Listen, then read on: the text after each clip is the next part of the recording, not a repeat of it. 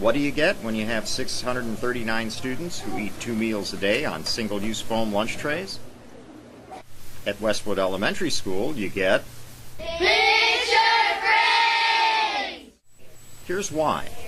After learning that Dart Container Corporation will accept clean post-consumer foam from the public, Laura Rodriguez, a teacher at Westwood Elementary School, asked her class how they can start recycling their school lunch trays. Their response was amazing. I first started the program just because I noticed that there was so much waste from the cafeteria, and most of it was styrofoam, so I started looking for a place to take that styrofoam and was lucky enough to find a place locally, and very quickly we were able to take that waste of the polystyrofoam trays from the landfill to a recycling center, and so they're being used wisely. There were other benefits that I did not see coming. One of the things was actually our head custodian's idea, and he was really impressed with the idea of recycling the trays and very helpful. And he said, you know, if the kids get good at this, I won't even need 5 days of trash pickup anymore. I'll have one canceled. So we were able, and we did do that, so we were able to only have 4 days of trash pickup from our school, since the kids were able to recycle their trays. Actually, the savings that Ramon, our head custodian, had thought of was one kind of savings, that we weren't billed for the 5th day of trash pickup, but also I found out later that the trays cost less.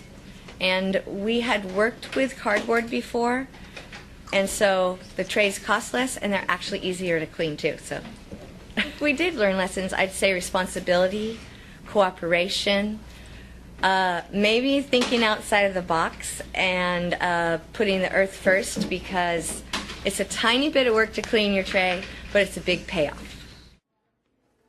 In order to keep the trays clean, the kids created a condiment station where student volunteers put condiments on the students' food, and this results in significantly less mess. Next, the kids wanted to make sure they weren't wasting more resources to clean their trays, so they decided that in order to be excused from lunch, each student should raise their spork and napkin to demonstrate that they're ready to clean their trays with the napkin and spork that they used with their meal. Once excused, the children will go to a second station where they empty their trays in the trash and give it a quick scrape and wipe with their spork and napkin. A student volunteer then helps the kids decide if their tray is clean enough to be recycled or if it needs to be discarded. Due to their competitive spirit, each kid wants their tray to be recycled, not discarded.